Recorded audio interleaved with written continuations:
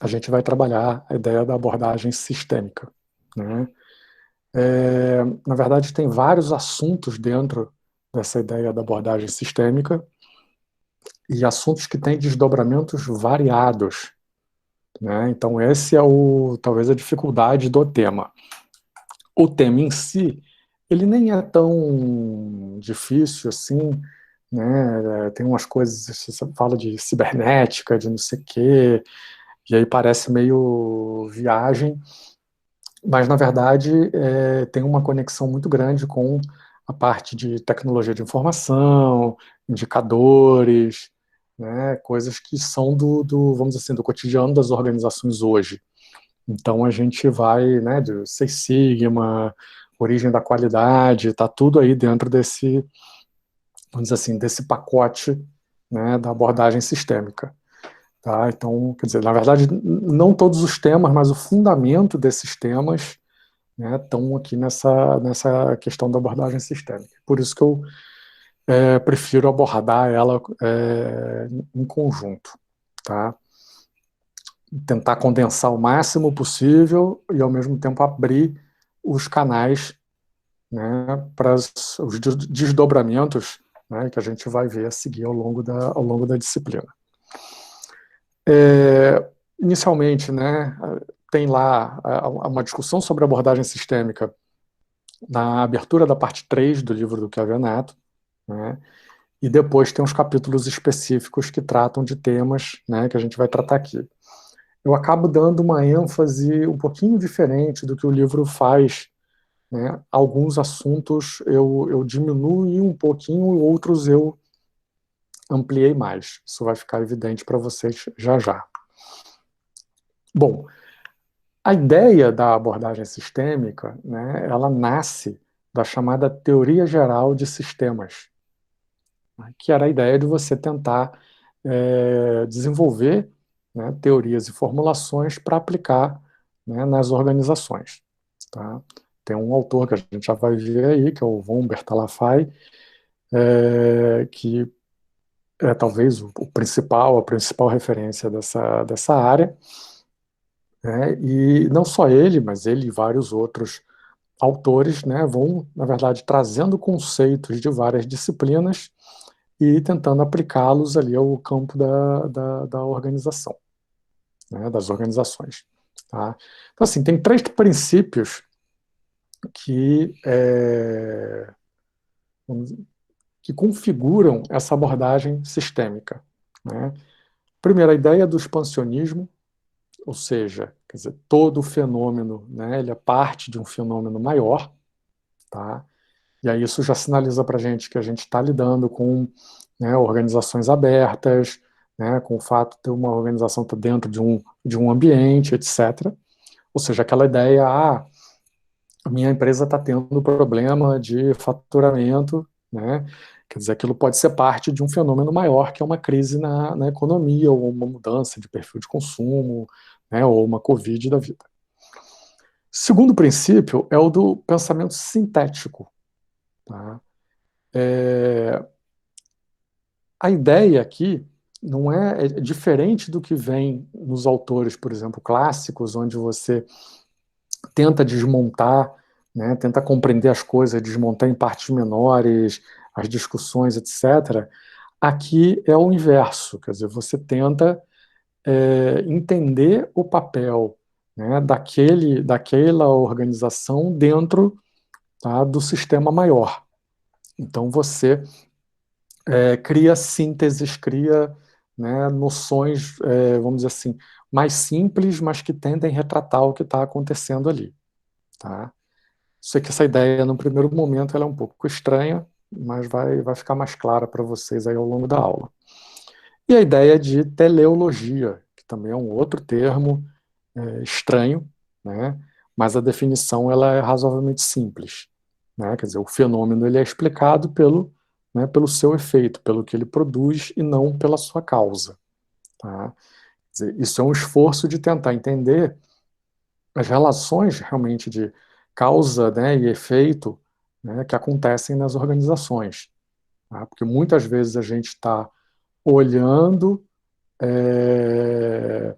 gente está olhando uma determinada situação, né, identifica ali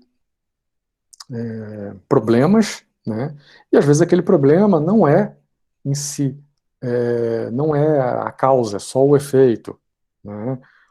A gente tem que saber entender, né, o que aquela organização faz e o que ela entrega, de fato, né, para os seus diversos públicos. Tem uma série de teorias que são associadas a esse chamado enfoque sistêmico. Tá? Tem a Gestalt, que é aquela ideia de que o todo é maior do que a soma das partes, etc. A ideia vocês conhecem, mas vocês não sabem onde ela veio. Né? Ela vem daqui, da teoria da Gestalt. É uma teoria que ela é muito usada na área de psicologia. Tá? Então, isso aqui a gente não vai entrar muito.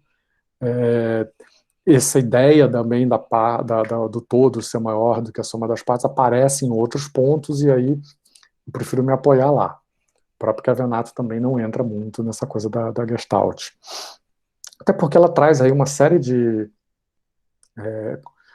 assim, a gente precisaria explicar uma série de conceitos para vocês, né, para discutir um tema que não é tão relevante assim para a área da administração. Então a gente levaria talvez ali uma ou duas aulas dando volta em alguns assuntos lá da área de psicologia para conseguir trazer isso para a administração. Não é o nosso objetivo, né, aqui. Tem um segundo tema, sim, esse, teoria da cibernética, né, o principal autor aí é o Wiener. Esse sim é um tema que é bastante importante para a gente. A cibernética é o que está por detrás da ciência da computação moderna, né, da teoria das tecnologias de informação e comunicação, né, e a gente vem vendo, né, um processo aí de informatização, né, há 40 anos, e agora de transição, né, digital das organizações, em que é bastante significativo e as raízes estão na cibernética. Né? Então, entender como é que você lida com a informação, né, e que a informação é essencial dentro da organização e que ela é a base do controle dos sistemas. Uma terceira teoria associada é a teoria geral dos sistemas, aí sim do autor que eu tinha comentado, do von Bertalanffy, né, ele é uma pessoa que, né, viveu ao longo do século XX, tá? Ele olha algumas coisas, mas as principais ideias é essa aqui, que o desempenho de componente depende do sistema, né? Então, né, o desempenho do departamento comercial, quer dizer, depende do restante da empresa, né? Idem sei lá, do departamento de produção, tá? E a ideia de você usar uma abordagem, né, que seria holística, né, ou sistêmica, para lidar com a complexidade das organizações e dos ambientes nos quais elas estão inseridas. Tá? Isso aí também abre ideias, deixa ganchos, né, para outras discussões que vêm mais adiante, como as questões de organizações de aprendizagem, acumulação de competências, uma série de coisas. Tá?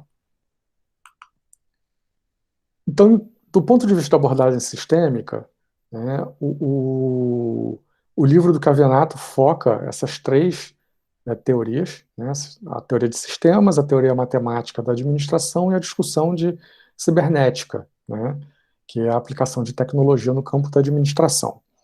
Tá? Eu também vou seguir o livro em relação a isso. Acho que essas três abordagens elas são bem adequadas, tá?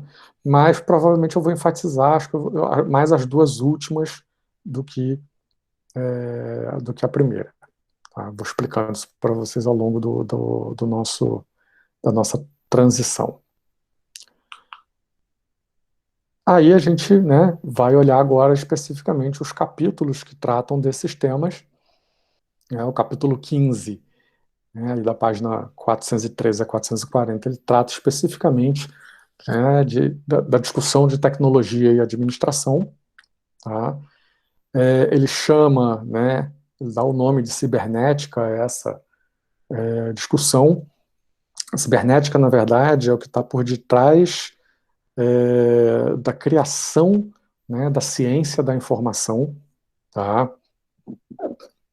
Tá vendo ali embaixo, né, nos bullets de baixo, quer dizer, a cibernética é uma ciência nova que nasce nos anos 50 e ela é parte, né, da informática e da tecnologia de informação. Na verdade, ela é a raiz conceitual, né, por trás dessas ciências, né, da ciência da informação, tá?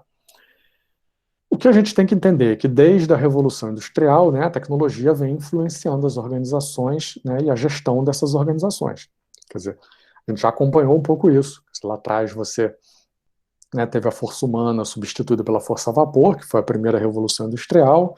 Depois você tem a segunda Revolução, já no século XIX, que surge aí uma série de equipamentos, né, o telefone, o telégrafo, a lâmpada elétrica, né, depois surge a máquina de escrever, né, depois os transportes sofrem grandes alterações, né, eles sofrem uma alteração saindo da tração humana para a tração a vapor e depois para o motor, né, a combustão ou a explosão.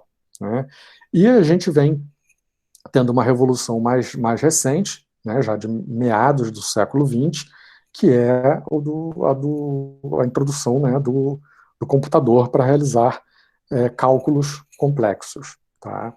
Quer dizer, vocês já devem ter visto, né, provavelmente aí vídeos e fotos, né, de como eram os computadores nos anos 50, né, que ocupavam salas inteiras, né, que tinha uma série de, né, cartões perfurados, etc., a evolução toda da informática. Tá? Eu acho, se eu não estou enganado, a gente tem uma disciplina que trata sobre sistemas de informação, não sei se é primeiro ou segundo período, né, e onde se discute um pouquinho essas coisas, além de coisas mais práticas aí da internet, de Excel, etc. Tá? Tem até um filme, aquele, como é que é? Acho que é Estrelas que Brilham, né, das matemáticas que, né, que participam, que passam a trabalhar na NASA, né, e acabam, né, ganhando um espaço. Tinha todo ali um preconceito racial contra elas e que depois elas vão ganhando Nossa, espaço. pessoal, acho que é Estrelas Além do Tempo. Né? Oi? Eu acho que é Estrelas Além do Tempo. É Estrelas Além do Tempo, é isso mesmo. E então, assim, que é um filme bem interessante que mostra esse período, né? Como é que a NASA estava ali, aí já nos anos 60, na corrida espacial, como é que fazia os cálculos matemáticos, né? Como é que essa coisa era, e todo o processo de modelagem, né, matemática que tinha envolvido nisso. Tá? Então, assim, a cibernética, quer dizer, ela é essa ciência, né, que compreende os processos e sistemas de transformar a informação em resultados concretos. Tá? Então, assim, a ideia de cibernética é uma ideia, vou falar assim, um pouco abstrata, né?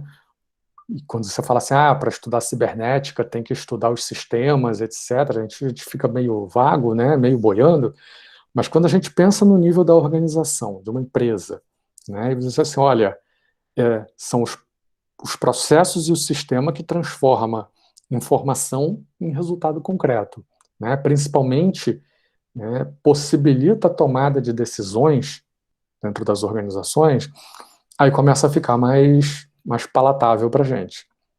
Tá? E a gente vai olhar um pouquinho mais à frente, tem aí a discussão de sistemas de informação, dos vários tipos de sistema, etc.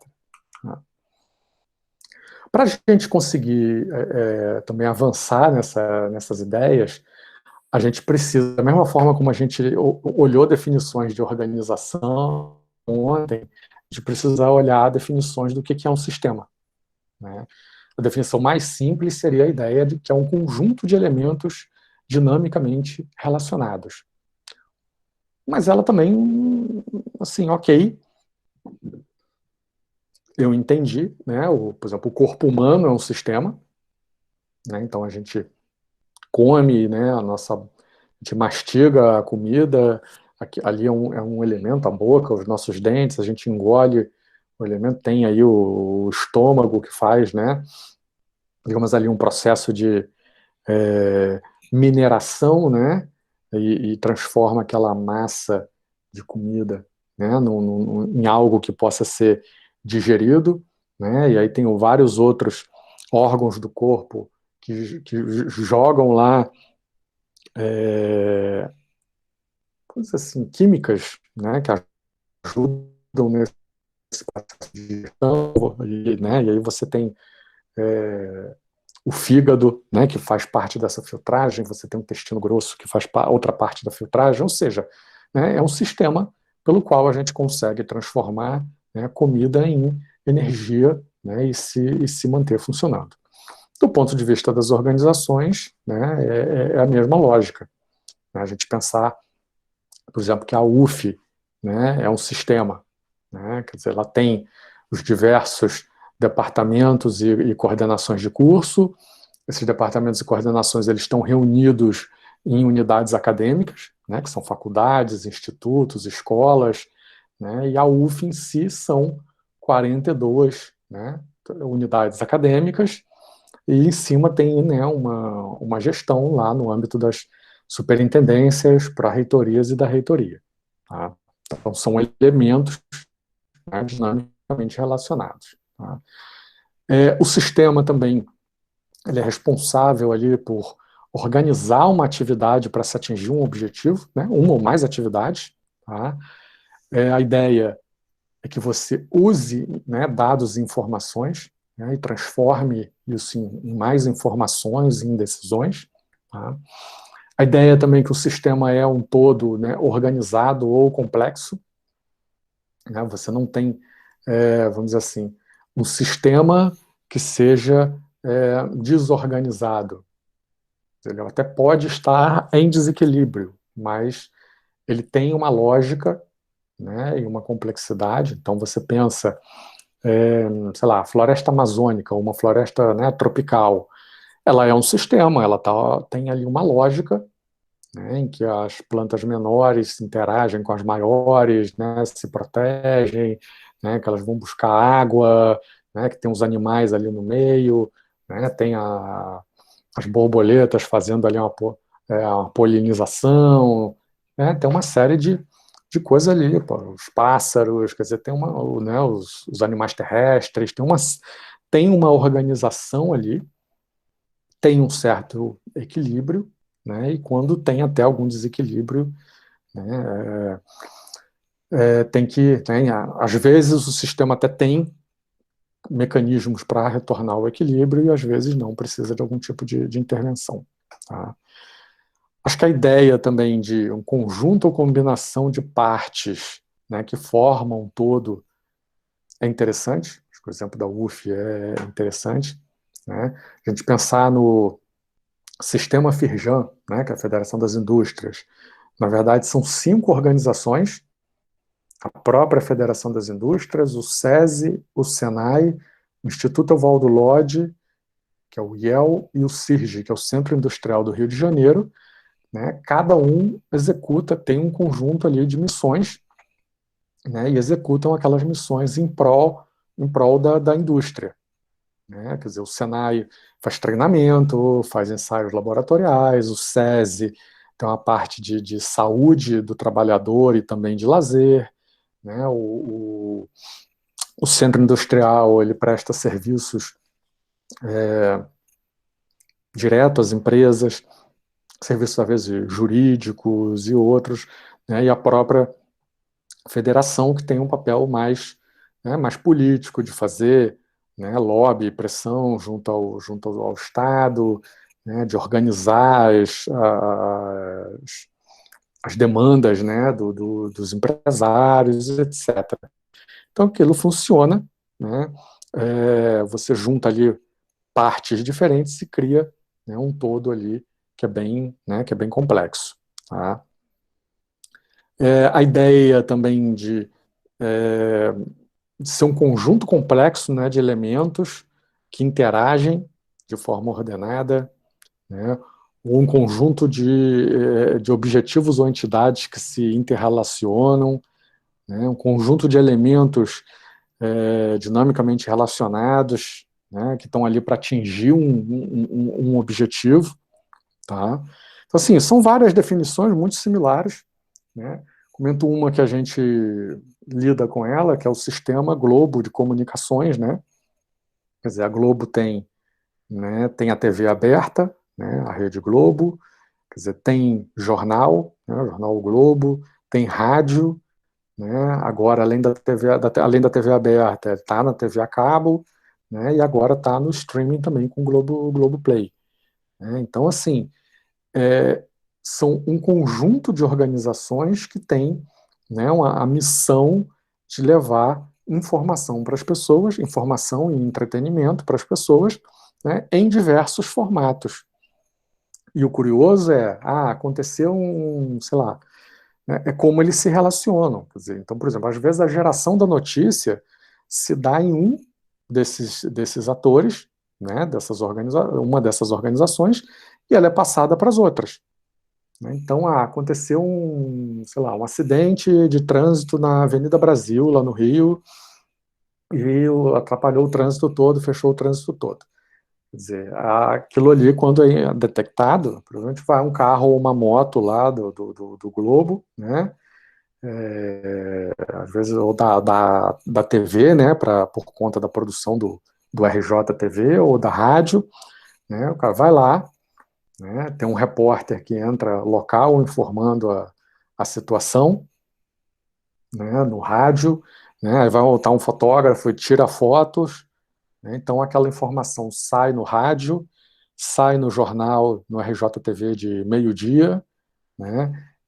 E sai no jornal no dia seguinte, entendeu? Então, assim, é a mesma, né, o mesmo fenômeno, o mesmo acontecimento, um acidente que gerou, né, uma série de transtornos e que aquela informação ela é transformada, né, e ela acaba virando produto para vários canais diferentes de comunicação.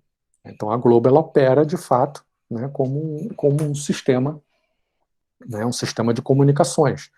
Né? Assim a própria relação também da Rede Globo com as afiliadas. Quer dizer, a Globo produz conteúdo, né? Você já ouviu falar do Projac lá no Rio, onde é feita as novelas, não sei o quê. Tem a Central Globo de Jornalismo, que ficava ali no Jardim Botânico, hoje a maior parte fica em São Paulo, né? Então a Globo gera ali o conteúdo, né? E passa também para a sua rede de afiliadas fazer a transmissão. Tá? Então, eu estou tentando, né, dar exemplos para ficar mais simples para vocês, mais compreensível. Essa é a ideia geral, né, do que é um sistema. Tá? Você tem entradas, né, que são informação e materiais. Você tem um sistema em si que faz o processamento disso, né, e você tem uma saída, você tem resultados, decisões, produtos, etc. Esse sistema, em geral, né, a gente acaba olhando só esse caminho, mas, em geral, ele costuma ter um sistema de retroalimentação, feedback, né, que pode ser positivo ou negativo. Né? Eu tomei uma decisão, aquilo depois gerou perda de dinheiro para a empresa. Então, né, volta lá e fala, olha, quando acontecer tal situação, não tome tal decisão, porque ela vai ser ruim. E ele tem também um sistema que é chamado de, né, homeostasia, né, que realiza a homeostase, que é a ideia de você tentar trazer o sistema de volta para um nível de equilíbrio. Tá? Então, né, por exemplo, é o que acontece um pouco por exemplo, com o motor de um carro. Né? Você utiliza ele esquenta, né? Você está ali, né, queimando combustível, né, fazendo explosões controladas, etc. Você precisa de um sistema de arrefecimento, né, que é o radiador, que é a água que corre por dentro do motor, etc., para trazer a temperatura para baixo, né, novamente, e manter ali o melhor rendimento daquele motor. Né.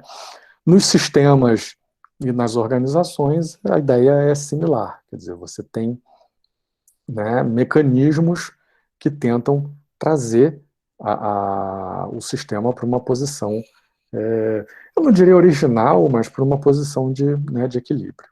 Tá? A gente vai olhar isso aí também um pouquinho mais para frente. Tá?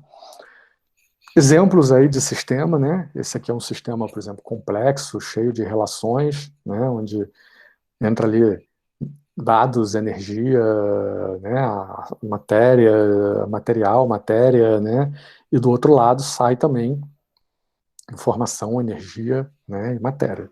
Se a gente pensar no processamento né, que um computador faz, é exatamente isso, né? Quer dizer, a gente entra com informações, né, para ele. Então, por exemplo, a gente abre lá um Excel, né, e lança lá uma planilha de dados, né, vamos dizer assim, de um inventário de uma empresa. Você lança lá numa coluna os nomes dos produtos, né, na coluna B os códigos, né, na coluna C o preço de compra, né, na coluna D a quantidade que tem lá no estoque, né, e você pede, né, bota as formulazinhas lá de multiplicação e soma e pede para ele calcular, né, ele calcula para você o teu saldo, né, de capital que está parado em estoque, né, faz o teu inventário, né. Claro que nesse caso, estou falando de uma coisa simples, né, que você tem que fazer isso manualmente. Hoje já existem sistemas sofisticados que fazem, mais sofisticados que fazem isso sozinho, né. Você passa um leitor de um código de barras no material, né, e aquela informação vai direto para um software lá no computador e te dá, né, ou até mais sofisticado, que é do tipo, quando o produto chega na empresa, quer dizer, você passa esse leitor de código de barras e ele passa a constar do sistema, né, se é uma empresa comercial, quando sai lá no caixa, né, ele passa lá no caixa, quer dizer, dá baixa, né, no estoque, então você mais ou menos tem ali integralmente o teu estoque. Né? Se você compra mercadorias constantemente, né, e a velocidade dela de saída não é constante, quer dizer, você pode ter, né, diferenças de preço, ter que calcular custo médio, né, ter que definir qual é a regra, né, de como você vai gerenciar o estoque, quer dizer, tem uma série de questões aí. Tá? Então, também só para dar um exemplo aí mais próximo. Um exemplo aqui, né, é a questão, por exemplo, uma cozinha industrial. Se você tem uma série de entradas, né, João, é isso mesmo que você comentou aí, o sistema PEPS e outras coisas nessa linha, tá? Que vocês vão ver lá em administração de materiais, né, que deve ser com o Hilton ou com o Ricardo. Né? No caso aqui da cozinha, né, você tem ingredientes, você tem, né, um método, que é a receita lá da comida que você vai fazer, você tem tecnologia, né, que são os equipamentos, você tem pessoas, né, você tem um processamento dessa coisa toda, que é o ato de cozinhar, né, e você tem uma saída, que são as refeições. Então, você tem um sistema que tem toda uma lógica, toda uma ordenação, né, que você consegue mensurar o que entra e o que sai, e consegue analisar, né, o desempenho, a eficiência, né, desse sistema. Tá? E é isso um pouco que a gente vai discutir aqui hoje e semana que vem. Bom, informática, né, na administração. Quer dizer, a cibernética, ela marca assim, o início do que vários autores chamam de era da eletrônica nas organizações. Eu acho que é mais um nome que complica desnecessariamente. Do ponto de vista da cibernética, a primeira revolução industrial é aquela lá do século, né, 18, quando você troca realmente a força humana pela força a vapor.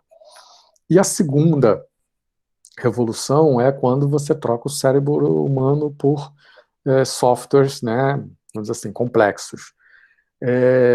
Isso aqui, historicamente, né, quer dizer, eles têm o direito de ter a opinião deles, mas historicamente isso está incorreto. Né, quer dizer, segunda Revolução Industrial, ela acontece no século XIX e é exatamente o período da entrada ali né, do motor a combustão e de uma série de outras tecnologias, da telefonia, da lâmpada elétrica, etc. Eles poderiam se arrogar que a informatização seria uma terceira revolução industrial, né, que acontece, começa a se acelerar a partir dos anos 70 e 80, tá, e que vocês já devem ter ouvido falar, né, que agora a gente está numa quarta revolução industrial, que é a chamada indústria 4.0, que é um tema bastante relevante, bastante importante para vocês. Quer dizer, essa terceira revolução industrial, que aqui ele chama de segunda, né, na verdade é a introdução, é a informatização das empresas como um todo, né, então surgimento de softwares contábeis, dos softwares, né, de gestão, sistemas integrados de gestão, etc. Tá? E o que a gente está tendo agora é uma nova camada de informatização e automatização, quer dizer, novas tecnologias que estão aparecendo, né, é o Big Data, é o Internet das Coisas, e que você está trazendo isso para dentro das organizações. Tá? Quer dizer, então, talvez até chamar isso de quarta revolução industrial seja excessivo, porque a lógica é a mesma da terceira. Mas, ok, pelo impacto, né, que está sendo pensado aí. Quer dizer, por exemplo, a inteligência artificial, que teria a capacidade de tomar decisões, né, prescindindo vamos dizer assim, da figura humana em vários momentos. Né, então, estima-se que essa quarta revolução tenha um impacto significativo. A gente vai também falar um pouquinho mais dela mais lá para o fim do curso, tá? Mas é só para vocês entenderem aqui da onde a cibernética sai e aonde que ela chega. As principais consequências da cibernética para as empresas, né, para o mundo organizacional como um todo, são a automação, né, quer dizer, ou seja, a mecanização do processo de produção, né, o processo contínuo, o controle automático e a robotização. Né? Lembra que a gente olhou, botei para vocês um vídeo da fábrica da BMW, né, a quantidade de robô que tem, né, quer dizer, a linha de produção, ela basicamente ela anda num processo contínuo, automático, né, e várias atividades, principalmente algumas que necessitam de muita precisão, né, como o caso das soldas, né, são feitas por robôs. E o papel, continua existindo o papel para o homem, né, para o profissional, tá? Mas eles são papéis realmente especializados, são relevantes, mas são especializados, né? E aí a discussão é o que faz sentido, né, o homem fazer e o que faz sentido, né, você mecanizar, automatizar. Tá? A segunda consequência, né, o surgimento do campo da chamada das tecnologias de informação, quer dizer, que é a TI. Na verdade, o que a TI faz, ela comprime, né, o espaço e o tempo por meio da conectividade, né, que é exatamente o que a gente está fazendo aqui agora. Nós estamos tendo, né, uma aula, né, de uma disciplina, de um curso de graduação, né, onde cada um de nós está na nossa casa. Né, e aí vocês não precisaram se deslocar fisicamente até a UF, nem eu, né, e com o uso da tecnologia da informação a gente está tendo, né, está comprimindo o espaço e o tempo. É como se a gente tivesse todo mundo junto numa mesma sala, só que essa sala ela é virtual. Tá? Foi como ontem, por exemplo, eu tive 2 reuniões de tarde no mesmo horário, né, e eu entrei numa e entrei na outra, né, e é algo que eu não poderia fazer se essas reuniões fossem, né, ou uma delas fosse presencial, eu não ia conseguir fazer. Tá? Uma outra consequência é o surgimento, né, o desenvolvimento dos sistemas de informação gerencial, né, que essencialmente são bancos de dados, né, onde você armazena as informações da organização. Tá? E aí tem N tipos. O surgimento desses sistemas de informação, né, levou no segundo momento o quê? A integração desses sistemas. Então você começa a integrar negócios, né, entre empresas internamente, né, com ligação com filiais, etc., tá, e entre as empresas, né, fornecedores, né, compradores e vendedores ao longo de uma cadeia de produção. Tá. Em algum aspecto com os próprios clientes também, dependendo do perfil desses clientes. Né. Quer dizer, isso aqui vai descambar, né, no que a gente vive hoje, que é o e-commerce, né, ou e-business, como está chamado aqui. Tá? A integração desses sistemas do ponto de vista interno dá origem aos ERPs, né? Ou seja, é uma ferramenta de gestão, né, da organização. Tá? O ERP mais conhecido, dominante do mercado aí é o da SAP. SAP é uma empresa alemã, né? Todas as, sei lá, 500 maiores empresas da Forbes e as 500 maiores empresas da Exame, quer dizer, predominantemente usam esse sistema da SAP. Existem vários outros no mercado, tá? JD Edwards, da Oracle, etc. Aqui no Brasil a gente tem uma empresa também bem significativa, já para um perfil não de empresas tão grandes, mas de empresas de médio para grande porte, que é a TOTUS, né, que também tem essas ferramentas. Tá? E o desenvolvimento, né, desses softwares em diversos módulos, ou seja, você tem um módulo lá de compras, de estoque, de monitoramento da produção, de venda, de gestão de pessoas, etc., levou também a criação e integração com módulos, né, de entradas e de saídas. Então, desde a gestão, né, da cadeia de suprimentos até o relacionamento com o cliente, né, é feito através de sistemas, né, informatizados. Tá? Então, aquele tio chato da companhia telefônica, né, ou da NET, da Vivo, da Oi, da Claro, ou da NET, que fica te ligando, querendo te empurrar uma assinatura de alguma coisa, quer dizer, ele está ali acessando uma ferramenta de CRM, né, um software de CRM, uma tela onde você está cadastrado, onde tem um histórico ali de relacionamento que você tem, né, com aquela empresa, né, ou às vezes não com aquela empresa, mas com outras, né, e ali ele está tentando, né, o sistema sugere alguns produtos, né, para ele te ofertar, né, e ele está ali tentando te convencer, né, a comprar um desses pacotes, assinaturas ou, né, produtos entre aspas, produtos às vezes mesmo, e produtos entre aspas, né, que na verdade são serviços.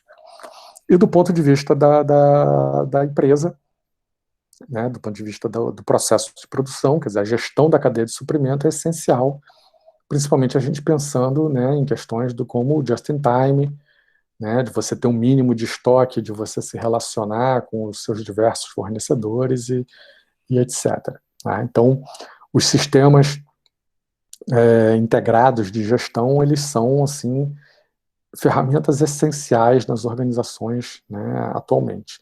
Inclusive, existem ferramentas dessas até para empresas de pequeno porte, né, algumas gratuitas, ou que não faça todo o processo, mas que faça pelo menos a automação da parte financeira. Né? Então, por exemplo, tem um Conta Azul, que é uma ferramenta dessas, quer dizer, te permite. Eu sou sei lá, uma pequena loja aqui em Volta Redonda, me permite pelo menos que eu faça meu controle de caixa, né? Aquilo que eu fazia no papel do pão ou no Excel, né? Quer dizer, que eu faça de uma forma organizada, organize contas a pagar, contas a receber, saldos em banco, né? Tem várias. Tem o Interquadra, é uma outra ferramenta desse tipo. Tem é um mercado enorme e possivelmente, quer dizer, é um mercado de trabalho no futuro para vocês. Quer dizer, as grandes consultorias aí, KPMG, PwC, Accenture, Deloitte, né, onde vocês podem vir a trabalhar aí no futuro, né, boa parte do que elas fazem é exatamente o quê? Implantar essas ferramentas, né, esses softwares nos seus clientes. Né? Então, parte do trabalho de um administrador, do engenheiro lá, é exatamente fazer um mapeamento de processo da empresa, uma otimização, né, daquele processo e a adequação para a ferramenta, do processo para a ferramenta e da ferramenta para o processo. Né? Então, vocês acabam interagindo com o pessoal, né, de TI, né, para implantar essas ferramentas e que elas funcionem. E a última consequência, né, quer dizer, é o surgimento da internet, como a gente conhece, da World Wide Web, né, onde você tem num primeiro momento, acesso rápido a informações, tá? E num segundo momento, né, um mercado, né, de negócios e que vem mudando muito a nossa forma, né, de fazer as coisas, né? A nossa forma de se locomover via um Uber, né? A nossa forma de se comunicar via aí as ferramentas, os WhatsApps da vida, né? A nossa forma de comprar, né, via os aplicativos de compra, né, ou de se relacionar com o banco, né, até de namorar, de entretenimento, né, de tudo, de buscar parceiros aí no Tinder. Então, assim, essas coisas que, né, para a geração, maior parte de vocês aí que já são nascidos nesse milênio, né, é, já nasceram, já são nativos digitais e já nasceram nesse mundo, né? Eu sou um pouquinho mais, da geração um pouquinho mais anterior, mas, né, também peguei o surgimento dessas tecnologias e elas são muito interessantes. Tem, inclusive, deixa eu ver o que tem aqui, tem, inclusive, vários casos, histórias bem interessantes sobre isso, né? Antes de existir a internet em si, já existia um sistema de comunicação empresarial que se chamava EDI, Electronic Data Interchange, né, que as grandes empresas usavam. Então, por exemplo, o Walmart foi uma das primeiras a usar. Aquilo permitia que as lojas do Walmart se comunicassem, né, com a matriz, e era era um sistema de informática, mas bem rudimentar, né, que usava também transmissão de dados via telefone, etc. E permitia ao Walmart a se comunicar com seus fornecedores, né? E isso começou a gerar uma série de ganhos e de vantagens. O Walmart desenvolveu esse sistema no meio dos anos 80 e começa a gerar uma série de vantagens para a empresa, né? Porque ela consegue, né, repor estoques muito mais rápido. Se ela consegue repor os estoques mais rápido, ela precisa ter menos estoque em cada loja, né? E isso significa uma liberação de capital monstruosa. O dinheiro que ela tinha parado em estoque, né, quer dizer, ela diminui aquele montante e a outra parte que sobra ela pode investir em abrir mais lojas, né, em continuar crescendo, né, em acelerar o processo de crescimento. E tem coisas interessantes, a partir do momento que você tem informação, que você tem dados, tem um mar de coisas legais que você pode fazer analisando esses dados, né? Então, por exemplo, a ideia, um casinho, uma historinha que é clássica, aí, aparece em vários livros de administração, né, é que a análise dos dados, né, do Walmart mostrou que aos sábados, mas principalmente aos domingos, né, nos horários dos jogos esportivos, principalmente lá, né, o futebol americano, você tinha uma venda muito grande de uma série de produtos, basicamente, né, cerveja e refrigerante, né, snacks, né, biscoitinho, aquelas coisas, né, e fralda descartável. Então, assim, o que o Walmart fez a partir disso, né, ele reorganizou as gôndolas dele e deixou ali mais acessível esses produtos, né, porque a pessoa que vinha comprava, né, basicamente esses mesmos produtos. Então, se ele deixa ali mais à mão, né, quer dizer, a pessoa pega aquilo e compra. Tá? Obviamente, eles foram estudar o perfil das pessoas e entenderam que era o quê? Era o pai de família, né, que está em casa lá com né, a família, com o pai, com o irmão, com o cunhado, está tomando uma cerveja, vendo o jogo ali, fizeram um churrasquinho no domingo, né, e no intervalo do jogo ele vai comprar mais cerveja, né, e em geral tem filho pequeno e pede-se, a mulher pede, ó, traz mais fralda, né, pro Joãozinho aqui. Então, assim, né, pensar essas coisas permite, inclusive, né, que você faça, vamos dizer, tome algumas iniciativas que elas não são, vamos dizer assim, muito legais, mas que Dentro da legislação, elas são perfeitas. Então, por exemplo, botar nessas gôndolas que estão na frente os produtos mais caros. Se a pessoa está com pressa, ela compra o mais caro. Né? Óbvio que isso depois vai mudando, né? Hoje, essas gôndolas em frente às caixas, elas são mais usadas para colocar o que está em promoção. Mas aí é uma outra lógica, tá? Esse slide, né, essa figura que está aqui, que eu tirei lá do livro do Chiavenato, mostra um pouco como é que é a complexidade desse, né, desse sistema aí, né?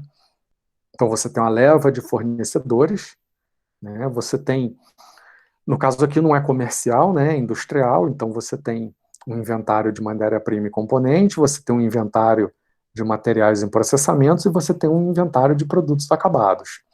E você tem, na outra ponta, né, centros de distribuição, atacadistas e o acesso ao cliente final. Quer dizer, se você tem por cima, né, essa aqui seria, digamos, a camada, né, no nível do chão, onde você tem, de fato, movimentação, né, de bens, de matérias e bens, de materiais e bens.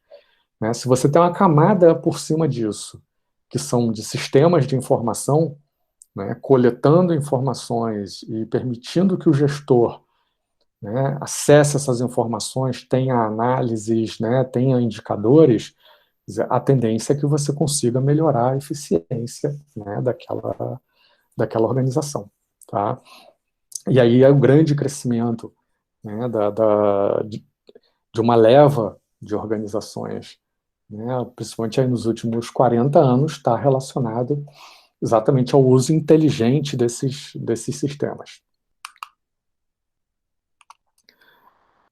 Essa conexão, né, entre a organização, seus fornecedores e parceiros e seus clientes e consumidores, né, acaba levando para o que a gente conhece hoje como e-business ou e-commerce, né, que é a ideia de você ofertar uma solução digital completa que atenda, né, a necessidade do teu cliente.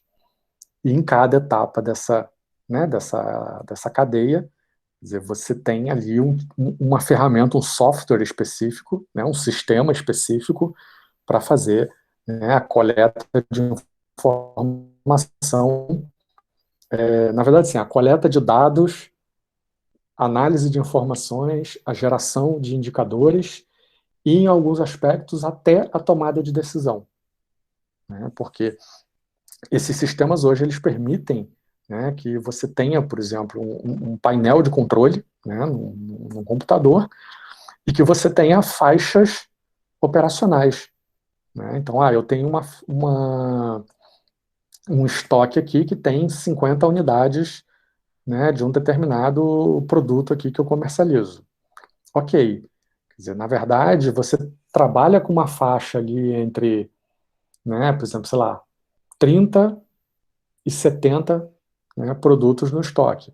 Quer dizer, quando fica abaixo de 30, o sistema automaticamente dispara, né, para o fornecedor um pedido, né, ou no máximo ele sinaliza ali ao gestor da empresa que precisa ser feito um pedido, né, e quando ele está, né, o estoque está muito alto, tem lá, digamos, 70 produtos, né, ele sinaliza para o gestor que não precisa fazer, né, aquela rotina de pedido, que tem que pode aguardar um pouco. Tá? Então, assim, desse relacionamento entre diferentes sistemas, tá, nasce essa ideia do Business Information Management, né, do BIS. Essa ideia, ela nasce, ela é dos anos 80, 90, depois ela morre, e vem uma outra ideia, que é do Business Intelligence.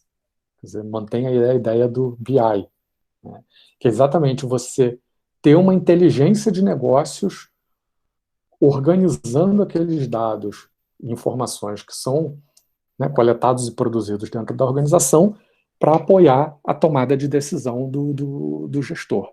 Né? Ele vê assim, um determinado produto vende pouco, né, ou está perto de vencer, eu vou baixar o preço daquele produto. Né? Aí sim, por exemplo, o caso hoje das gôndolas perto de mercado. perto da caixa, né? Quer dizer, das caixas registradoras. Quer dizer, são produtos, às vezes, que a empresa negocia, o mercado negocia com o fabricante uma quantidade maior por um preço menor, né? E ali ele quer colocar aquilo para desovar. Ele tem o número, ele sabe que normalmente ele não vende aquela quantidade de produto, né? Mas ele sabe que o cliente é sensível a preço.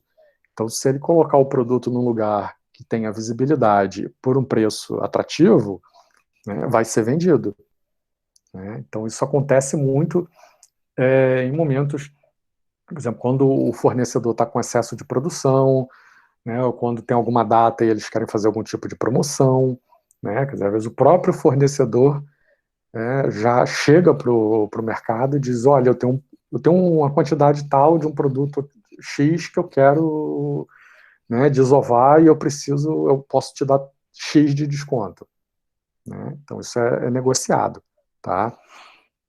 Questões também de produtos perecíveis, quer dizer, o sistema sinaliza quais são os produtos, né, que estão perto de vencer, para exatamente o quê? Você abaixar o preço daqueles produtos e as pessoas comprarem, né? Outro dia, semana passada, eu fui no mercado e estava lá era uma mortadela que estava vencendo no dia seguinte. Normalmente não é uma coisa que eu compro assim toda semana, mas estava com preço ótimo e tinha saído um pão fresquinho lá também. Eu falei, opa, é hoje que eu vou, né, fazer um sanduíche antes da aula e vou me fartar aqui na mortadela, né? Acho que ela custava, sei lá, R$ 7, R$ 8, estava por R$ 1,99, né? E meu cunhado vinha aqui em casa também, aí eu falei, beleza, a gente leva. Falei para ele, nós temos que matar isso hoje, porque vence amanhã. E tranquilo, né? Então, assim, a possibilidade de você, né, não perder aquele produto e conseguir colocar ele por um preço mais baixo, né? Quer dizer, você só consegue gerenciar hoje com os sistemas, né, de informação. Né? Se pensar a quantidade de produtos que tem, né, uma rede de supermercados, né, pensar que está distribuído em cada uma das lojas, etc. Hoje, inclusive, tem um outro termo que não aparece no livro do Chiavenato, mas eu vou, né, é meu dever comentar com vocês, que é o chamado tal do omnichannel, né, ou omnicanal, né, que é você fazer a venda por vários canais diferentes e usar esses canais também como meio de entrega.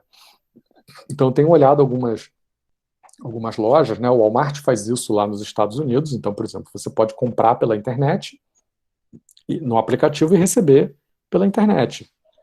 Mas você pode comprar pela internet e, por exemplo, ir na loja tirar. Estava falando da estratégia omnichannel, né? O Walmart faz isso. Então, eu compro pelo aplicativo, mando entregar na minha casa, beleza, e recebo lá na minha porta, né? Comprei lá, sei lá, pensar uma coisa aqui do Walmart que não seja comida, né? Comprei lá um brinquedo lá, um carrinho, né, para dar um presente aí. Mas eu posso também comprar no aplicativo, né? É um produto de, sei lá, US$ 10. Pô, não vou pagar frete para isso, né? E vejo na loja mais próxima da minha residência e vou lá e pego o produto. A Americanas está fazendo isso aqui no Brasil já também, né? Então você está combinando o estoque que tem no centro de distribuição com o estoque que tem nas lojas, e isso está tudo visível para o cliente, né? Isso aí, eu compre e retire. Quer dizer, é a chamada, né, estratégia omnichannel, ou seja, você mistura os vários canais. Tá? Eu lembro que há uns anos atrás, foi com a Renner, isso, a Renner, não, foi com a Renner, não, foi com a Líder. Quando eu me casei, a gente botou a lista de casamento na Líder. Só que a gente faz esse processo pelo site, né? E aí a loja, o sistema da loja e o sistema das lojas e o sistema do site não se falavam. E aí não conseguia, por exemplo, na loja, se uma pessoa fosse lá, eu quero comprar sei lá, um jogo de panela, né? Se aquilo já tivesse sido comprado online, não aparecia no sistema da loja.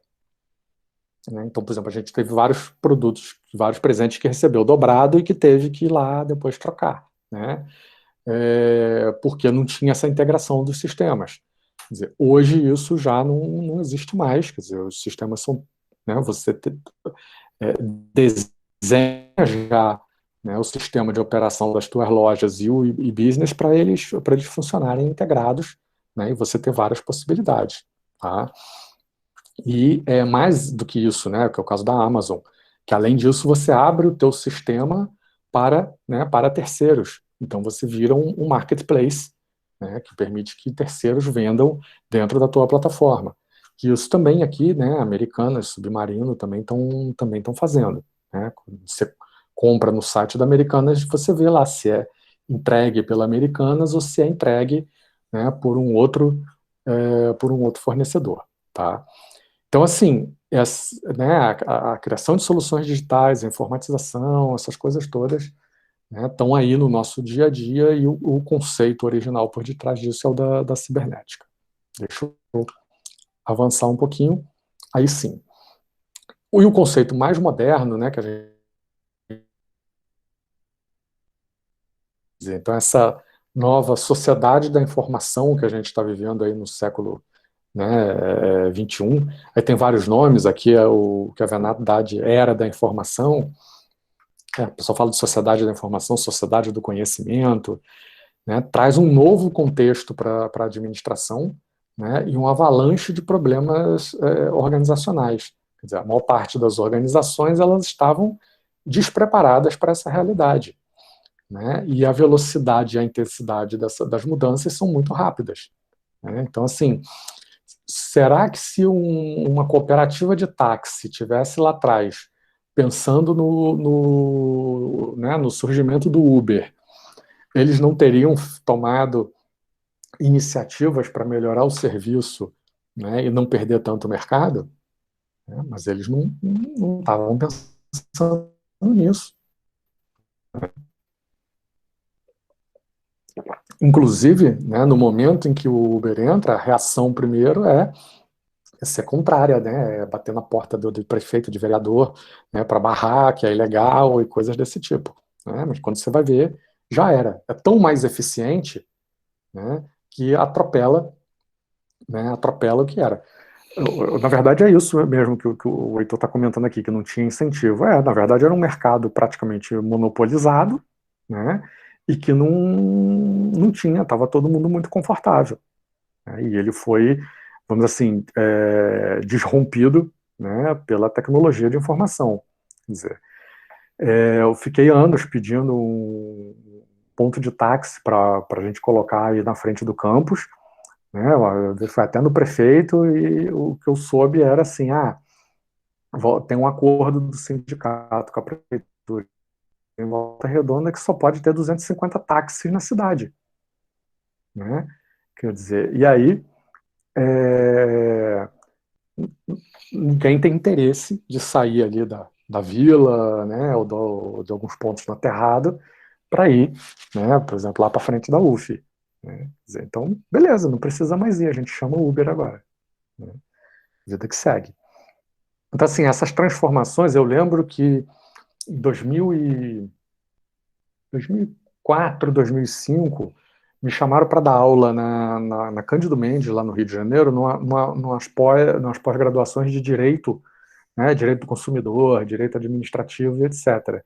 E exatamente a disciplina que eu dava era uma disciplina sobre digitalização de processos, né, assinatura digital, token, e eu falando para os advogados que, né, ia ter um momento que eles não iam mais carregar aquele monte de papel, né, no fórum, para o fórum, e que ia ser tudo digital. Né, e muita gente falava para mim assim, eu não acredito nisso aí não. Né, e isso já acontece. Quer dizer, o escritório contábil, o escritório jurídico que não se modernizou, não passou a usar software, está fora do mercado. Né? Eu tive uma empresa entre 99 e 2006 que eu nunca vi a cara do contador. Né? Eu era um contador de um amigo meu e passou a ser meu contador e tudo funcionava né, no e-mail, quer dizer, algumas, ele me mandava as guias, eu fazia o pagamento, né, tudo eletrônico, quer dizer, ele tinha lá todos os sistemas, fazia a contabilidade da empresa, ele fazia no sistema, né, e no caso a lei exigia que ele escriturasse em livro, né, ele tinha lá os meus livros contábeis, quando precisava ter alguma movimentação ou eu assinar um documento, o office boy levava, né, o motoboy levava para mim e eu assinava. Nunca vi a cara do contador, não sei como é que ele é. Né? Então, assim, é, essas coisas, né, que para vocês são tão natural, mas a gente começa a olhar alguns processos que mudaram, né, e tem uma série de impactos. Hoje, por exemplo, o cartório. O cartório é algo absolutamente ultrapassado com a tecnologia que existe. Né? Quer dizer, tudo você tem que ir num cartório para reconhecer a firma, tirar a Xerox autenticada. Gente, isso já era. Né? Isso não existe. Mas, quer dizer, precisa de mudanças. A área do direito, vários casos assim já mudaram.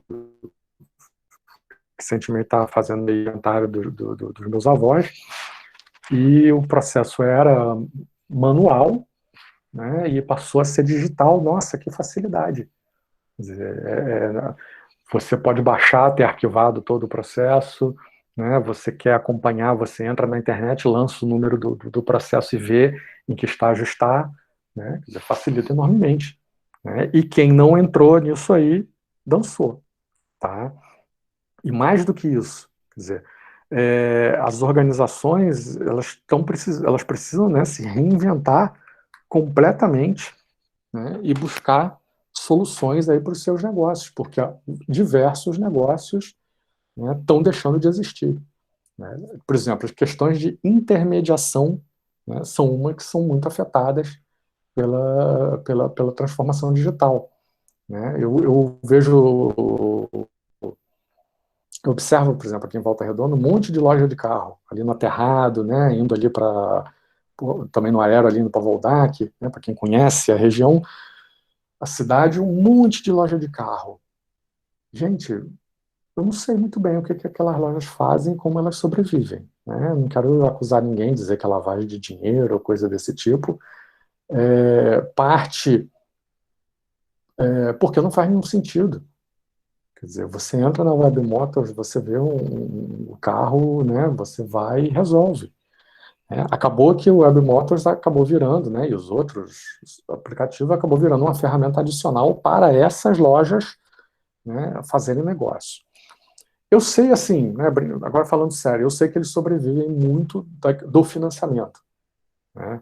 O rebate, ou seja, vamos dizer assim, uma gratificação que eles recebem, né, das financeiras, às vezes é maior do que o que eles ganham no carro em si, na venda do carro em si.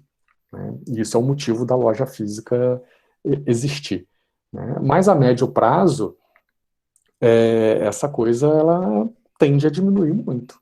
Esse é um mercado que, se eu tenho né, uma loja dessa, se eu tenho um parente ou um amigo que tem uma, eu falaria para ele estar bastante preocupado. Né, tá pensando fortemente em como mudar, né, o negócio, mudar a roupagem dele, etc. A mesma coisa o vendedor de seguro, né, o corretor de seguro. Primeiro, há muitos anos, que quem te vende seguro é o gerente de banco. Né? Os bancos passaram a ter esse produto, né? E às vezes faz muito mais sentido você negociar com o banco onde você já está acostumado, porque aquilo já cai em conta, tem um desconto, tem toda a fidelização, etc. De outro lado, as empresas que não têm, né, esse relacionamento com o banco, é o caso, por exemplo, do Porto Seguro, da Allianz, de várias dessas seguradoras, né, elas criaram os seus sites e vendem direto. Né? Você compra hoje um seguro residencial, um seguro automotivo, um seguro de viagem, né, pela internet. E não precisa de ninguém no meio. Né? Então, assim, a intermediação, né, é complicada, né? E o fato de você ter hoje os aplicativos, né? Você ter a compra e venda direta, né? Vide aí o Mercado Livre da vida, o Enjoei, né? Enjoei abriu o capital essa semana em bolsa, está avaliado em 2 bilhões de reais, né? Quer dizer, é uma empresa que a gente não sabe nem se dá lucro, né? Por quê? Porque elas impactam pesadamente. O Mercado Livre hoje é o principal cliente dos Correios. Inclusive é candidato a comprar os Correios num processo de privatização, né? Então, assim, é, tem, né, a gente entender essa transformação toda que tá aí, que está acontecendo, né, e para onde que ela vai e como que a gente se insere nela. Claro, né, que a turma da administração não poderia discutir esse assunto, né, sem criar uma figura, né, de um profissional, né, que é o Homo Digitalis. Né? A ideia é que o capital ela não se acumula mais no dinheiro, mas na informação. Né? Quem tem informação tem poder. Tá? E aí você vê, né, por que político gosta de ter concessão de rádio e de televisão? Informação é poder. Né? Por que as grandes redes americanas vão se juntando todas? Né? É, exatamente, porque quem distribui, né, eu vou usar a palavra manipula, né? Quem manipula a informação, etc., né, gera poder. Né? Porque a Rede Globo, né, também em algum aspecto, né, às vezes não é chamada o quarto poder no Brasil. Né? A Globo faz e desfaz, pelo menos fazia e desfazia presidente. Né? Então, ela criou o Collor e ela mesmo, né, destruiu o Collor. Né? Parte considerável, né, vamos dizer assim, sem entrar em política, né, mas do estigma, do ranço que a classe média tá do PT produzido pela mídia, né, o crescimento do Bolsonaro e da direita, idem, né, quer dizer, então assim, tem vários lados aí desse negócio, tá? Informação, ela é poder, né, e ela dá acesso a capital, tá? Então, mas não tem muito a falar sobre essa ideia do homem digitalis, tá? Vamos avançar mais um pouco. Em entendido, né, essa lógica aí dos sistemas, do não sei o quê, principalmente dos sistemas de informação e a evolução ao longo do tempo, vamos olhar um pouco o papel, né, o que a Venato organiza isso com essa ideia de teoria matemática, né, da administração.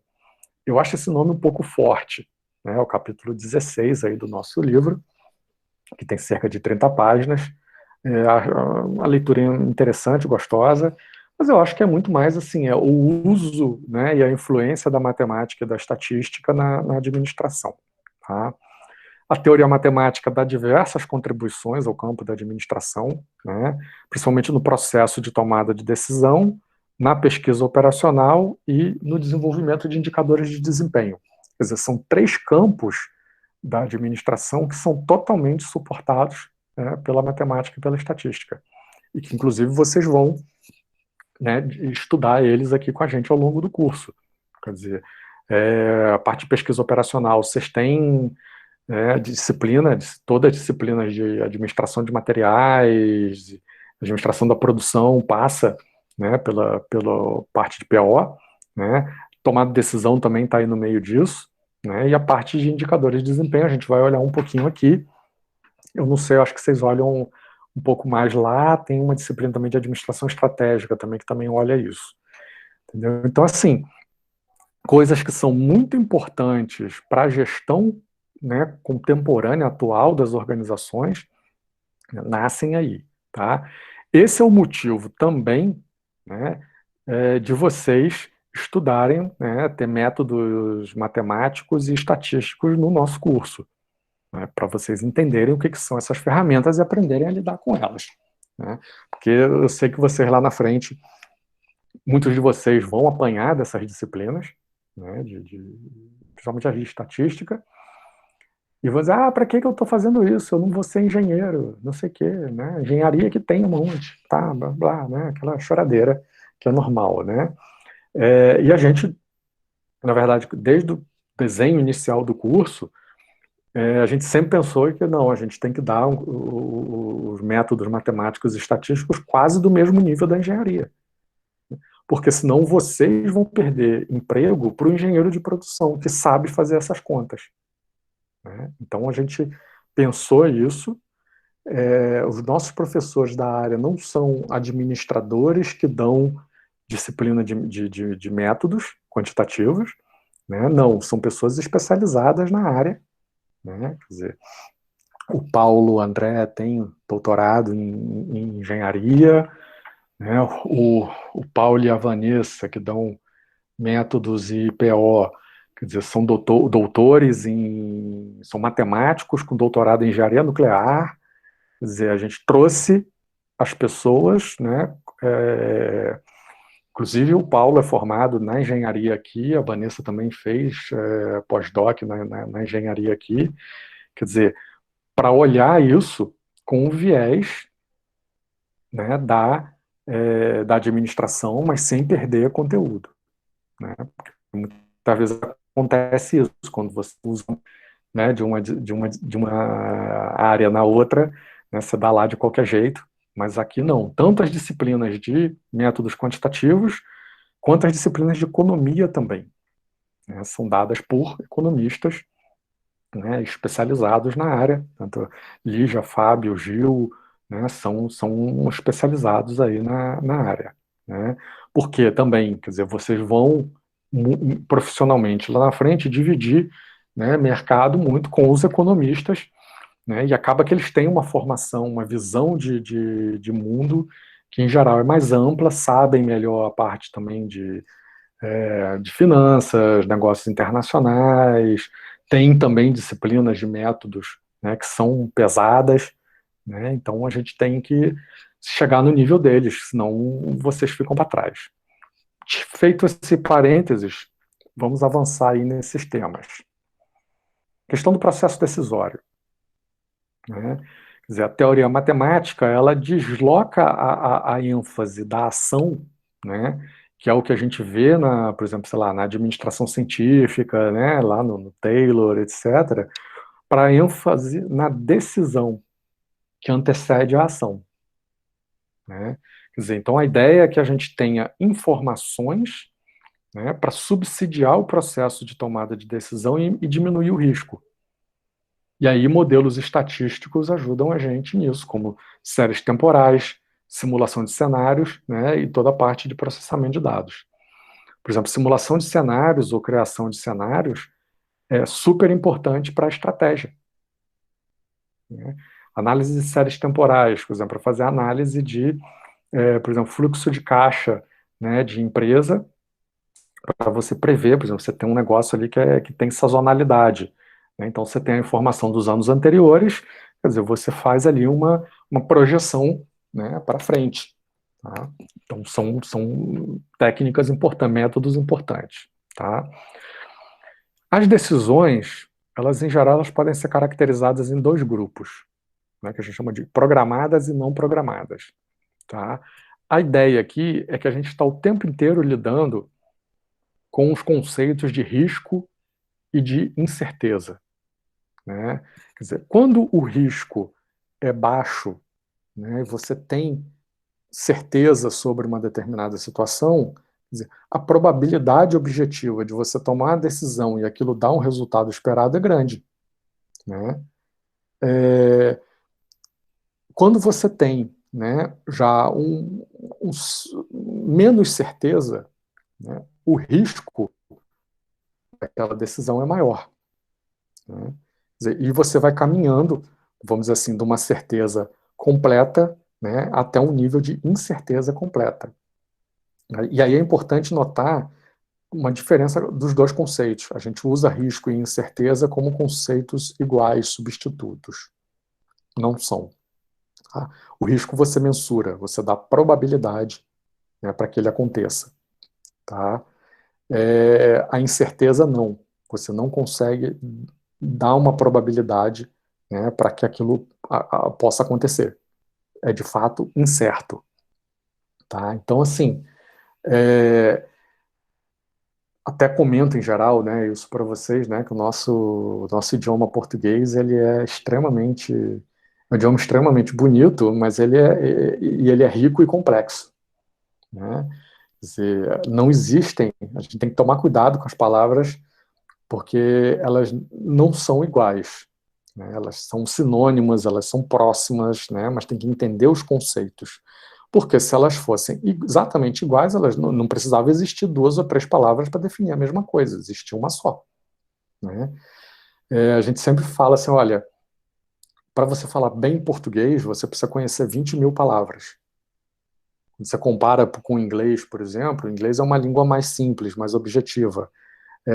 Você e menos rica, né? Mais feia também em alguns aspectos. Você precisa só de 8 mil palavras para dominar bem o idioma. Né? Então, isso aí dá a diferença, né, de como o nosso idioma ele é complexo, ele é sofisticado, né? E a gente tem que ter muito cuidado com o uso das palavras. Tá? Isso é também um parênteses aí, à parte. Então, assim, o processo decisório, né, tem dois tipos de decisões, as programadas e as não programadas. As programadas, elas resolvem problemas conhecidos, né, e que a gente já sabe mais ou menos como se comporta. Então você tem, né, você tem uma certeza, uma previsibilidade, aquilo cai numa rotina.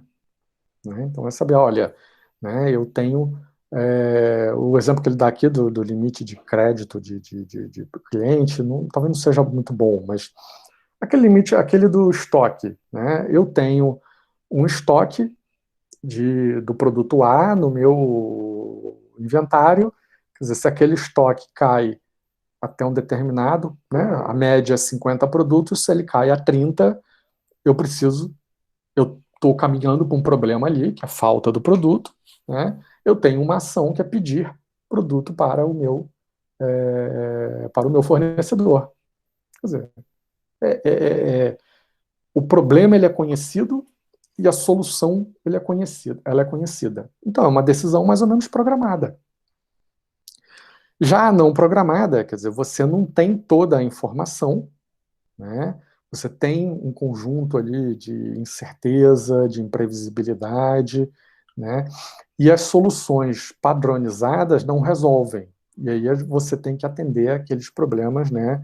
Cada um deles individualmente, né? E definir ali, tomar decisões específicas para cada um deles, né? Esses quadros aqui eles são bem interessantes, né? Sobre o problema e a decisão, tá? No mundo, a gente poderia, né, ou na nossa sociedade, na nossa vivência, a gente pode organizar os problemas em dois tipos: problemas estruturados e problemas não estruturados.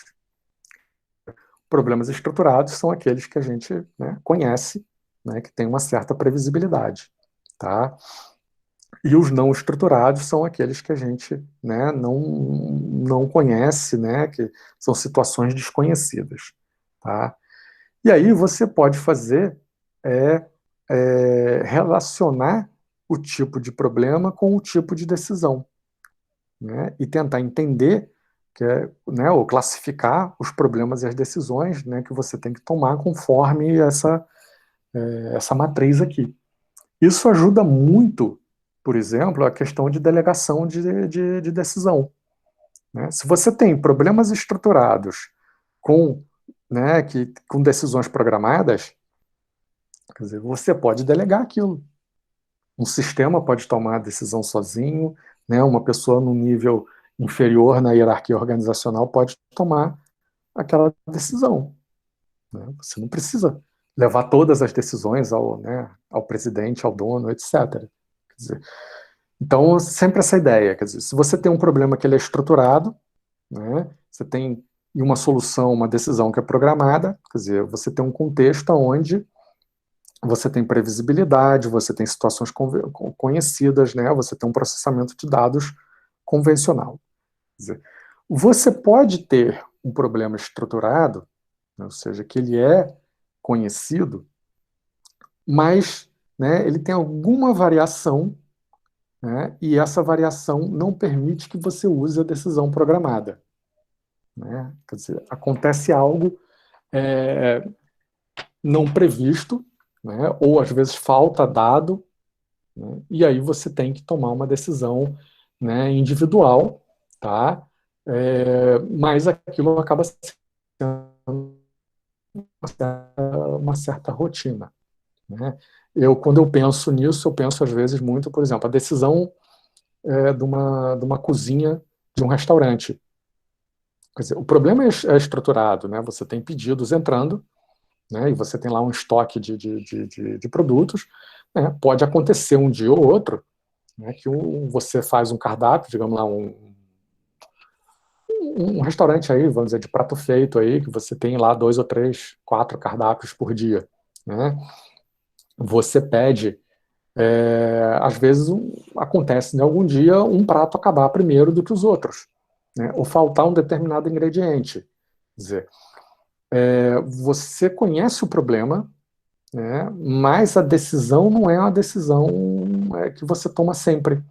Né? Você, às vezes, pode substituir um insumo por outro, né? Ou então você para de vender aquele produto, né? Ou então aquele prato, quer dizer, tem alguma, né? É o dia da feijoada, a feijoada acabou, ok, né?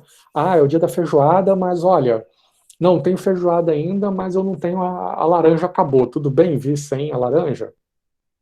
Né? Então tem uma variação ali na decisão, a decisão não necessariamente é programada. Do outro lado, você tem problemas não estruturados, tá? Que eles podem acontecer, né, de uma forma mais ou menos assim, contínua, né? Quer dizer, são problemas com situações descontínuas, desconhecidas e não estruturadas. Tá? Ele acontece numa certa previsibilidade, mas você acaba tendo que buscar uma solução, né? Ou dentro de um leque de soluções, o que você vai fazer. Eu vi um exemplo agora à cabeça, não sei se é o melhor, tentar enquadrar ele aí. A gente recebe muito lá na UF assim, comunicações da justiça, tanto do Ministério Público quanto da justiça convencional. Tá?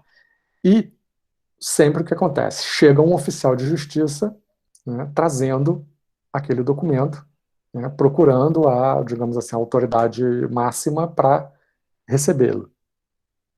Tá? E aí você tem um conjunto, dependendo do tipo de problema que tem ali dentro, né, você tem possíveis soluções em que você tem que tomar escolha, fazer escolhas. Né?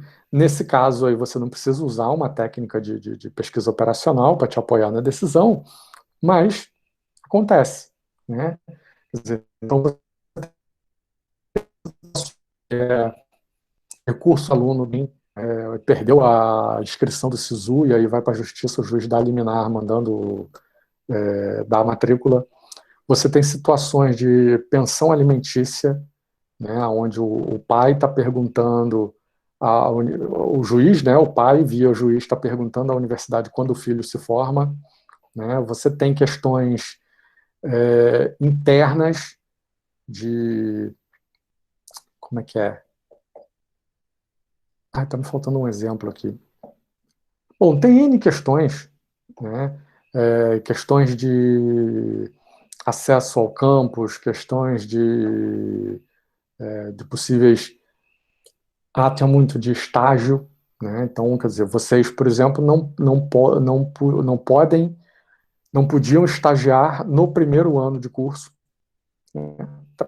Vocês não sabem da administração para estagiar na área, né? Então, acabava sendo um estágio de carregar papel e tirar cópia. Né? E aí não precisa uma pessoa de nível superior para fazer isso. Em que a pessoa sabe da regra, mas ela participa do processo seletivo, ela entra e aí ela vai para a justiça e o juiz dá mandado de segurança sob a alegação de que a pessoa precisa trabalhar para viver. Né? Em nenhum momento a UF está dizendo que a pessoa não pode trabalhar. Né? O que está dizendo é que aquele estágio não pode ser contado para a carga horária do curso, né? E aí depois se chegou a uma certa regra de equilíbrio sobre isso. Então, ou seja, você sabe, né, tem uma previsibilidade, quando o oficial de justiça chega, você sabe que é um problema, mas é um problema não estruturado, tem vários possíveis problemas ali dentro, né, e que você, dependendo da situação, você vai buscar uma solução, né? Então, tem várias possibilidades. Se você tem o pior cenário, que é o problema não estruturado, com a solução também não programada, né? Então, você tem um contexto de imprevisibilidade, né? Que seria, por exemplo, esse caso aí da Covid. Né? O que você faz, né, quando começou lá? Né? Você fecha parcialmente, né? E é um pouco agora, né? Agora a gente já sabe que em algum momento a gente vai ter que reabrir. Então, assim, quando a Covid apareceu, era um problema não estruturado, nunca tinha vivido uma situação dessa, né? E você não sabia que decisão tomar, né? Então, você tem que, né, tomar um cenário ali de total imprevisibilidade. E aí vamos falar um pouquinho da pesquisa operacional, né, que é aplicar métodos científicos e matemáticos em problemas aí diversos a fim de proporcionar soluções ótimas, tá? Então a gente já viu a ideia aí do programada e não programada, né?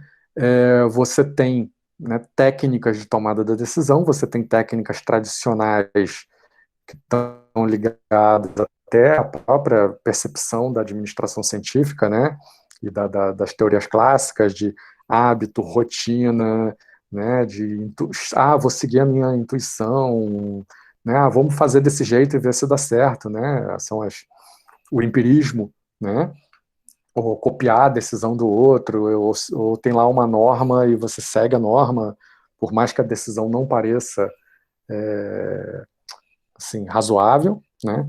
E você tem técnicas modernas, né, onde você vai buscar o apoio dessas ferramentas, né, para tomar decisão, que é a própria pesquisa operacional, modelos matemáticos, né? Então, por exemplo, a gente trabalha com análise hierárquica de processos. Eu já orientei uma dissertação de mestrado que era sobre compra em hospitais públicos, compra de equipamentos. Então, a gente tinha 3 opções, que era a compra do equipamento, o leasing, né, e o aluguel. Tá? E aí foi feito um estudo para ver qual era, né, qual dessas possibilidades era mais barata, né, menos dispendiosa para o hospital. Né, e acabou se chegando à ideia, à noção que o aluguel era era menos dispendioso. Né, se usou uma técnica, né, matemática para fazer isso, que se chama análise hierárquica de processos. Tá? Você pode fazer simulações em computador, uma série de coisas. Tá? E não programadas, tem a questão do treinamento dos executivos para tomada de decisão. Né? Então, existe uma área chamada. Como é que é? Jogos e simulações, né? Jogos empresariais. Tá? Inclusive, a gente tem aqui, né? Vocês vão fazer disciplinas disso. O professor Murilo, que coordena essa área, né? São jogos de empresa. A gente tem umas 3 ou 4 disciplinas sobre isso, né? A gente chama de lagos, o que você vai, né, treinando os executivos, as pessoas em cenários diferentes para que elas tomem decisões, né, e vão aprendendo com isso. E tem também a questão, né, usando aí a heurística de computador, que é exatamente você montar aquela árvore de possíveis decisões, né, e avaliar a partir disso qual a melhor. Tá? As técnicas de pesquisa operacional, né? Talvez a mais usada aí, ou uma das mais relevantes para a administração é a teoria dos jogos, tá? Que é uma formulação matemática exatamente para lidar com conflito, né? E aí ela é útil para mercados concorrenciais, né? Mercados competitivos, tá? Ela tem um conjunto ali de regras, por exemplo, o número de participantes é finito, ou seja, né, eu tenho 10 empresas que produzem geladeira, sei lá. Né? Cada participante tem um número finito, né, de possíveis ações. Né? Então, ele pode produzir, ele pode não produzir. Cada participante conhece as ações ao seu alcance, conhece as ações que o adversário também pode tomar, né? Você pode produzir, você pode não produzir, você pode importar, né? Pronto. Você não sabe necessariamente qual a ação do concorrente, mas você sabe mais ou menos quais ações ele pode tomar, né? E a ideia é que esse mercado seja um mercado também chamado de soma zero, né? Então, eu tenho um mercado de, sei lá, 100 mil geladeiras por ano, eu tenho 10 fabricantes, eles têm capacidade de produzir 120 mil geladeiras, né? Como é que, dependendo das estratégias, né, por exemplo, de preço e diferenciação de produto de cada um desses fabricantes, né, qual percentual ou qual parcela de mercado eles vão ocupar, né? E como que uma mudança, talvez, de produto ou de preço, né, vai afetar, né, os concorrentes. Tá? Então, esse é o tipo de decisão, de discussão que vocês veem na disciplina de Lagos. Dentro de teoria de jogos, tem um tópico específico, que se chama equilíbrio de Nash, né? Tem aquele filme Uma Mente Brilhante, né, que é exatamente a história do John Nash e como que ele chegou nesse equilíbrio, né, que é com o Matt Damon, se eu não estou enganado, né, que é um filme antigo já, vocês já devem ter visto, tá, que mostra um pouquinho isso. Então, assim, a gente usa a teoria dos jogos, né, por exemplo, para analisar disputa entre clientes ou consumidores, né, quer dizer, quando você tem forte competição, como é que você atrai, qual mudança que você faz no teu posicionamento e que atrai mais, né, mais consumidores. Quer dizer, na disputa de recursos financeiros no mercado de capitais, né, na disputa de recursos de produção, né, na relação com fornecedores de matéria-prima. Então, tem N aplicações. Tá? Eu não sei se vocês chegam a ver dentro de PO, no nosso curso, essa coisa de teoria do jogo, mas deve passar, sim. Tá? Mas eu já tratei aqui um pouquinho por alto qual a aplicação disso para o campo da administração. Tem a chamada, né? Essa eu sei que vocês veem. Na verdade, a ideia de redes e diagramas, né, vamos dizer assim, de causa e consequência. Quer dizer, a ideia é buscar uma solução mais rápida com o menor custo para se realizar alguma coisa. Tá? Isso aqui é muito usado, por exemplo, na área de gestão de projetos. Tá? Então, a ideia do chamado modelo PERT-CPM, que na verdade são dois modelos diferentes, né, que é o PERT, aqui, o Program Evaluation Review Technique, e o CPM, que é o Critical Path Method.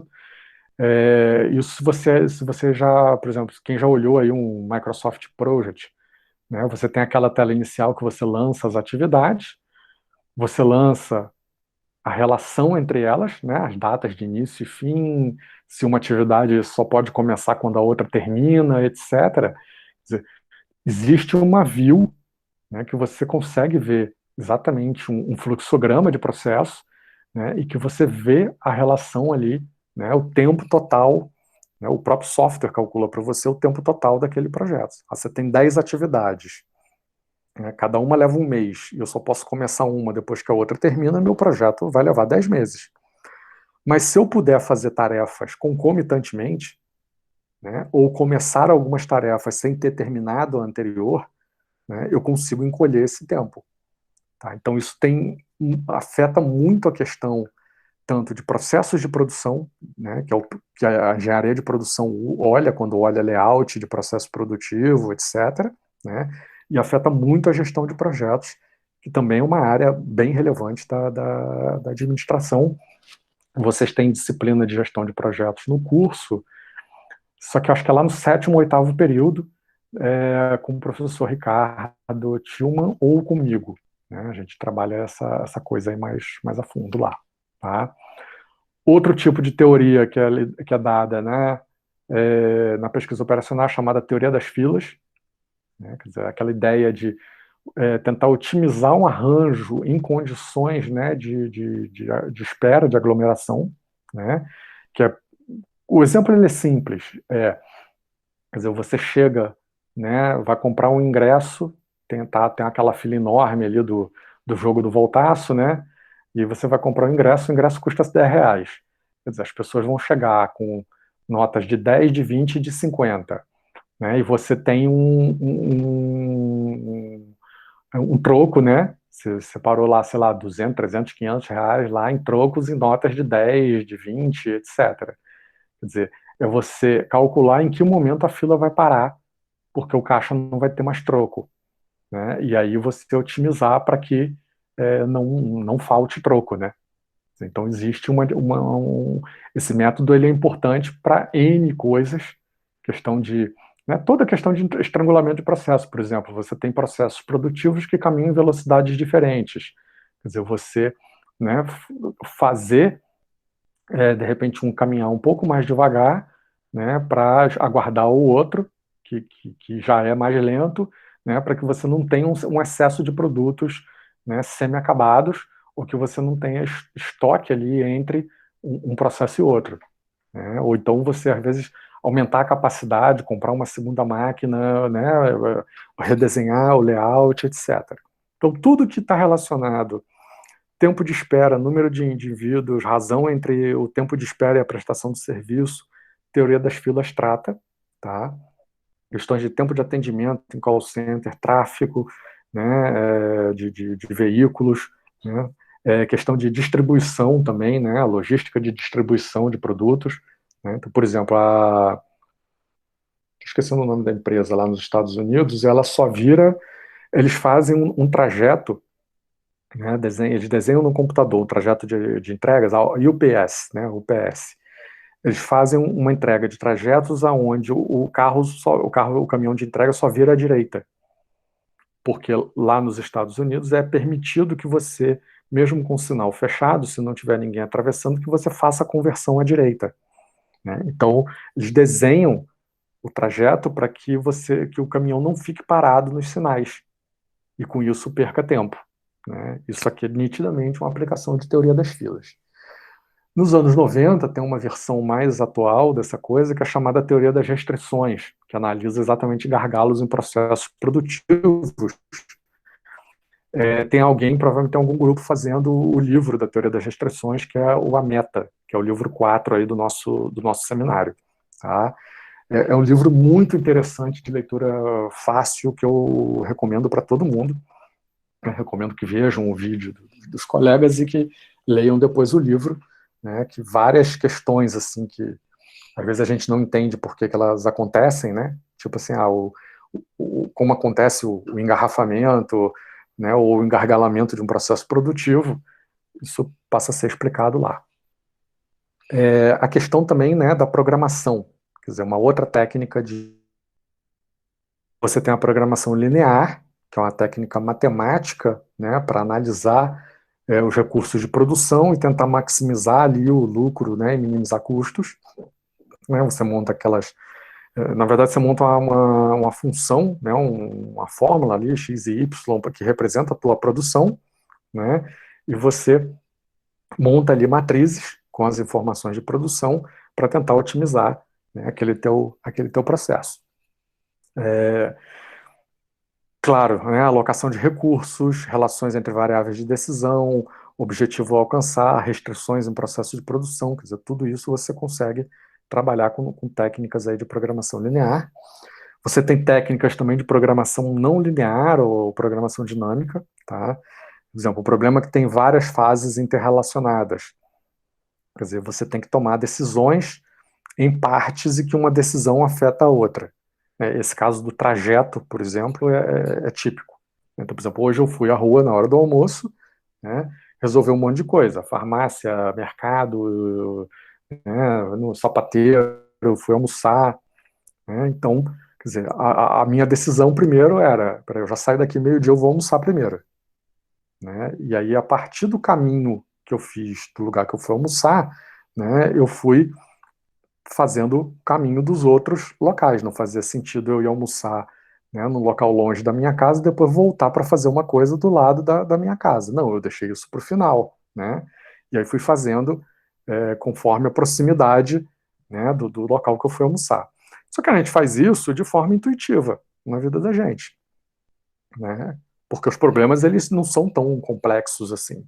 Mas, por exemplo, dentro de uma linha de produção numa empresa, quer dizer, você tem complexidade, né? Você produz, por exemplo, produtos diferentes dentro de uma mesma linha de produção, né? Às vezes variações, produtos customizados, né? E aí você precisa realmente usar, né, essas técnicas para poder conseguir gerenciar, né, as tuas entregas, a tua produção de forma adequada, né? Idem esse caso da UPS, que é um conjunto de entregas também, quer dizer, tem variação todo dia, ele não entrega todo dia coisas no mesmo local, né? A mesma coisa no mesmo local. Não, ele entrega, né, de acordo com a demanda. Então, ele tem ali trajetos, rotas que eles fazem e que aquilo vai sofrendo, né, modificação, né, dependendo da dinâmica do que vai ser entregue. Tá? Questões também, né, de análise estatística e cálculo de probabilidade, tá? E aqui tem uma aplicação bastante significativa na área de qualidade em si, quer dizer, a aplicação mais conhecida da administração, né, da estatística na administração é o controle estatístico de qualidade, né? Quer dizer, ou seja, você pode ter um processo onde você controla a qualidade de 100% do que é produzido. Você pode ter um processo por amostragem, e aí você vai usar a estatística para calcular essa amostragem, né? E você pode ter um controle de qualidade aleatório, né? Um controle 100% provavelmente vai ter um custo alto, né? Isso só faz sentido para um produto que tenha um valor alto. Um controle aleatório, né, provavelmente vai passar produto defeituoso, né, no teu controle, né, talvez em grandes quantidades. Né? Então, uma técnica, por exemplo, por amostragem, ela é mais adequada, né, dependendo, e você consegue com isso, né, diminuir teu custo e ampliar a tua eficiência. Né? E o controle de qualidade, assim, ele pode ser aplicado em qualquer área da organização, né? Não só na produção, mas na parte também institucional, nos fornecedores, né? Você já pode gerar indicadores para medir qualidade em vários desses aspectos, tá? Pessoal, aí quando a gente fala, né, da qualidade, né, fechamos essa parte de PO e a gente começa a olhar a parte de indicadores de desempenho, que também é um resultado, né, do uso de sistemas de informação, tá? Eu vou parar hoje aqui, né? A gente está no slide 244, né? Então avançamos aí mais ou menos quase a metade, né, porque esse ponto de indicadores de desempenho ele é muito relevante e eu quero explorar ele com vocês, né, começando a aula com um assunto novo, né, que está relacionado à discussão maior, né, dos sistemas de informação. Beleza, então vou parar aqui. Well, that's all, folks. That's my line. Step aside, babe. Let a star do this. That's all! That's all, folks! Can I go home now?